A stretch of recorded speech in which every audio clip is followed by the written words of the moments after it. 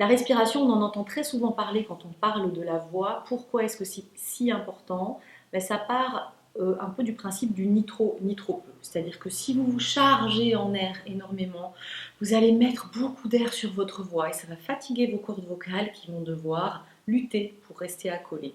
Si vous ne mettez pas suffisamment d'air, de la même manière, votre larynx va serrer pour produire le son.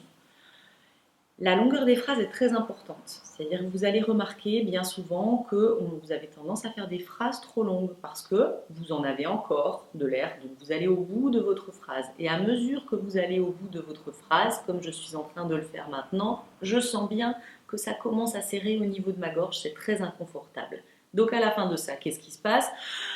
Je vais reprendre une grande bouffée d'air en thoracique très activement et ça, c'est nocif pour les cordes vocales parce que ça va générer encore une fois des tensions. Donc le principe, c'est je fais des phrases pas trop courtes et pas trop longues et donc je reprends très régulièrement mon souffle. Pour vous y exercer, vous pouvez le faire sur des séries automatiques comme les jours de la semaine, le comptage, les mois de l'année.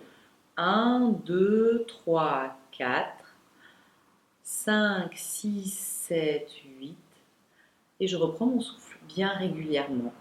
Et dans ma parole, ça suit exactement le même principe. Je ne vais pas au-delà de mon confort et j'ai ma détente inspiratoire qui se fait à chaque fin de raise vocale.